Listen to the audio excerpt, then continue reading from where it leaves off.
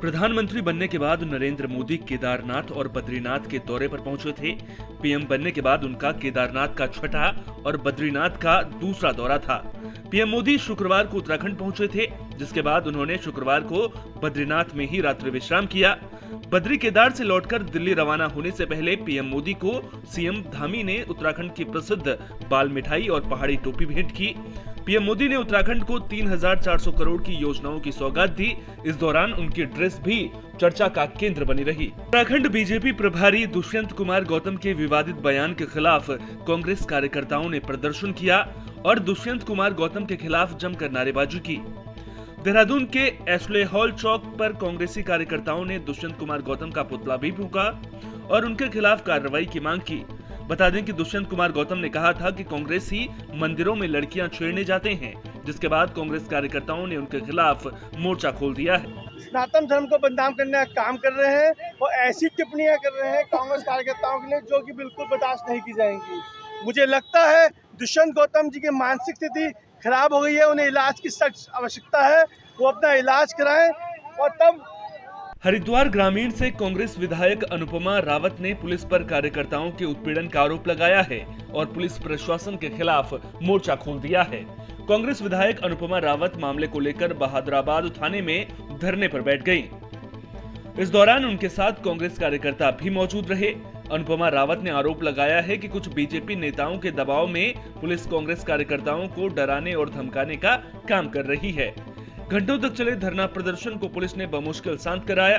बता दें कि अनुपमा रावत श्यामपुर थाने में भी पुलिस की कार्यशैली के खिलाफ धरना दे चुकी हैं। जिन लोगों ने भाजपा ज्वाइन करने से मना कर दिया, आज उन पे झूठे मुकदमे किए गए हैं, दबिश दी जा रही है उनके घरों में, महिलाओं और बच्चों को प्रताड़ित किया जा रहा है, तो आज उसके खिलाफ हम बैठे हैं। कल ग्राम फेरूपुर में हमारे कांग्रेस के नेता हैं अर्जुन चौहान जी, सुनील चौहान जी और धर्मेंद्र चौहान जी, उनके यहाँ दबिश दी गई, वहाँ बच्चों को धमकाया गया पुलिस के द्वारा, भाद्राबाद पुलिस के द्वारा। नया एक तरीका, यहाँ कभी उत्तराखंड पुलिस को मित्र पुलिस की संज्ञा दी जाती। सरकारी कर्मचारियों और पेंशनरों की दिक्कतें अब दूर होंगी। मामला आयुष्मान योजना के तहत बने गोल्डन कार्ड से जुड़ा है। गोल्डन कार्ड में आ रही दिक्कतों को दूर करने के लिए सरकार ने कमेटी बनाई है, जिसका अध्यक्ष स्वास्थ्य महानिदेशक को बनाया गया है। कमेटी 1 महीने में सरकार को रिपोर्ट सौंपेगी। बता दें कि सरकार ने आयुष्मान योजना के तहत गोल्डन कार्ड पर कर्मचारियों और पेंशनरों को कैशलेस इलाज की सुविधा दी है। कर्मचारी और पेंशनर संघ दिक्कतों को लेकर विरोध कर रहे हैं, जिसके बाद अध्यक्ष समेत 9 सदस्यों की कमेटी बनाई गई है। कमेटी पे कमेटी बनाकर इतिश्री कर ली जाती है। स्वास्थ्य विभाग भी इसी राह पे चल रहा है और विगत 1.5 साल से 2 साल से हम लोग इस डिमांड को उठाए हुए हैं। एक गोल्डन कार्ड की योजना जो सरकार की एक अच्छी योजना कही जा सकती थी, उस योजना को धरातल पर कुछ अधिकारियों द्वारा, कुछ सलाहकारों द्वारा उसको क्रियान्वित करने में जो लापरवाही बरती जा रही है, उदासीनता बरती जा रही है और कर्मचारी पेंशनर्स जो परेशान है, दर दर की ठोकरें खा रहा है और लगातार उसके जो अंशदान से जो पैसा कट रहा है उसके बाद भी उसको वाजिब इलाज। धामी सरकार ने दिवाली पर कर्मचारियों को बड़ा तोहफा दिया है। कर्मचारियों को न सिर्फ बोनस देने का ऐलान किया गया है, बल्कि सरकार ने महंगाई भत्ता भी मंजूर कर लिया है, जिसके बाद राज्य सरकार के करीब 1.5 लाख कर्मचारियों को जल्द दिवाली का बोनस मिल जाएगा। भारत सरकार की तरह राज्य सरकार सहायता प्राप्त शिक्षण एवं प्राविधिक शिक्षण संस्थाओं, स्थानीय निकायों और जिला पंचायत के समूह ग और घ के कर्मचारियों और समूह ख के सभी राजपत्रित कर्मचारियों जिनका ग्रेड वेतन 4,800 रुपए तक है, को साल 2021-22 के लिए 30 दिन की परिलब्धियों के बराबर बोनस मिलेगा। अधिकतम बोनस 7,000 रुपए निर्धारित किया गया है। ऐसे कैजुअल दैनिक वेतनभोगी कर्मचारी जिन्होंने 6 कार्य दिवसीय सप्ताह वाले कार्यालयों में पिछले 3 साल अथवा इससे अधिक साल में हर साल कम से कम 240 दिन, 5 कार्य दिवसीय सप्ताह वाले कार्यालयों के मामले में 3 या इससे अधिक साल में हर साल 206 दिन काम किया है, उत्पादकता असंबंध बोनस के रूप में 1,184 रुपए की धनराशि इन कर्मचारियों को मिलेगी। ये बोनस का लाभ समूह ग, घ और समूह ख एवं कैजुअल दैनिक वेतनभोगी करीब 1,50,000 से ज्यादा कर्मचारियों को मिलेगा।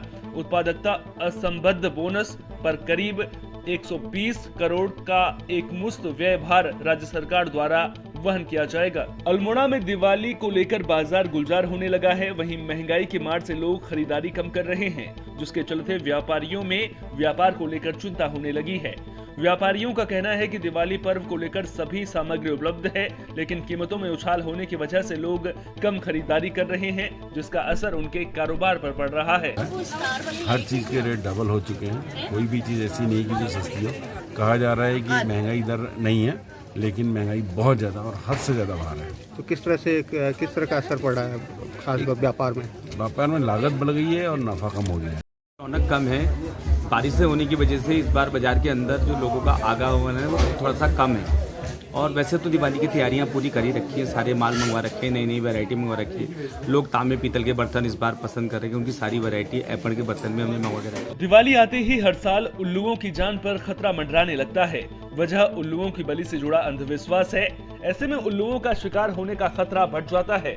इसी को लेकर कॉर्बेट प्रशासन ने दिवाली से पहले अलर्ट जारी किया है और फील्ड कर्मचारियों की छुट्टियां भी कैंसिल कर दी हैं। इसके साथ ही कॉर्बेट पार्क की सघन बाउंड्रीज पर वन कर्मियों द्वारा लगातार गश्त की जा रही है। विशेष परिस्थितियों में जंगल में गश्त करने वाले वन कर्मियों को छुट्टियां दी जाएगी। बता दें कि भारतीय वन्यजीव अधिनियम 1972 की अनुसूची 1 के तहत विलुप्तप्राय जीवों की श्रेणी में शामिल उल्लू संरक्षित प्राणी है। इसका शिकार या तस्करी करने पर कम से कम 3 साल या उससे ज्यादा सजा का प्रावधान है। दुनिया में उल्लू की करीब 225 प्रजातियां हैं। पूरे उत्तराखंड की बात करें तो यहाँ उल्लू की 19 प्रजातियां चिन्हित की गई हैं। कॉर्बेट के आसपास brown fish, tawny fish, spot bellied eagle fish, scops owl, brown hawk, brown wood जैसी प्रजातियां पाई जाती हैं। जो उन क्षेत्रों में बाहर से आने वाले व्यक्ति जो वहां रुक रहे हैं उनकी भी निगरानी इसमें की जाएगी। इसके साथ साथ विशेष गश्त जो है रात्रि गश्त भी बढ़ा दी गई है, जिसमें हमारा स्थानीय स्टाफ रिज पेट्रोलिंग भी इस समय कर रहा है। तो वृहद स्तर पर एक अभियान कॉर्बेट टाइगर रिजर्व में चलाया जा रहा है, जिसमें कि अवैध शिकार की घटनाओं पर रोक लगाई जा सके और इस तरह की कोई भी प्रयास को विफल किया जा सके। गढ़वाल के कालागढ़ में तेंदुए ने दिन दहाड़े बछड़े का शिकार कर दिया। दिन में करीब 1 बजे कालागढ़ की नई कॉलोनी के रामगंगा जूनियर हाई स्कूल और इंटर कॉलेज के मैदान में पशु घास चुर रहे थे, तभी तेंदुए ने बछड़े का शिकार कर लिया। स्कूल परिसर में मौजूद बच्चों के शोर मचाने के बाद तेंदुआ बछड़े को छोड़कर जंगल में भाग गया। इस घटना के बाद लोगों में भी दहशत देखने को मिल रही है। पड़ोसियों की ही आस पड़ोस के दौर से हमने उसको दफना दिया गया। वहाँ पर काफ़ी झाड़ियाँ हैं, जिसके कारण हमारे यहाँ पे कुछ सिंचाई विभाग उत्तर प्रदेश के अंतर्गत आने वाले उनको साफ़ सफाई नहीं करवाते। कल के दिन किसी बच्चे के साथ कोई घटना ना घटे, किसी और जानवर के साथ कोई घटना ना घटे, इसलिए मेरा सभी अधिकारियों से निवेदन है कि आप उसको वहाँ पर जाकर जांच करें, निरीक्षण करें, देखें कि यहाँ क्या स्थिति क्या नहीं है। मैं बेफालतू का नहीं कह रहा हूँ, मैं एक जानवर हूँ, मैं पशु एनिमल्स लवर्स हूँ। पौड़ी तहसील क्षेत्र के अंतर्गत एक राजस्व इलाके से नाबालिग से छेड़छाड़ का मामला सामने आया था, जिसमें नाबालिग की मां की तहरीर पर एक व्यक्ति के खिलाफ पॉक्सो और SC/ST एक्ट के तहत पटवारी ने मुकदमा दर्ज कर लिया है। आरोप है कि लड़की दुकान में सामान लेने के लिए गई थी। इसी दौरान दुकानदार ने नाबालिग के साथ छेड़छाड़ की। नाबालिग ने घर पहुंचकर मां को आपबीती सुनाई, जिसके बाद मां की तहरीर पर मुकदमा दर्ज कर लिया गया है। डीएम ने रेगुलर पुलिस से मामले की जांच करवाने की बात कही है। क्षेत्र में जो है पटवारी को शिकायत प्राप्त हुआ था।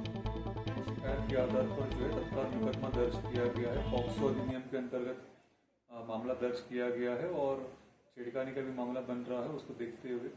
और क्योंकि महिला जो है वो अनुसूचित जाति। पौड़ी के बाबू ब्लॉक के पटौदी गांव के रहने वाले मनोज साहू का शव बरामद कर लिया गया है। पुलिस ने शव सलाना गांव के पास से बरामद किया। बता दें कि मनोज के परिजनों ने मंगलवार को उनकी गुमशुदगी की रिपोर्ट दर्ज करवाई थी, जिसके बाद से मनोज साहू की तलाश के लिए लगातार कोशिशें की जा रही थी। सलाना गांव के नजदीक तलाश करने पर पता चला कि एक गाड़ी दुर्घटनाग्रस्त हुई है।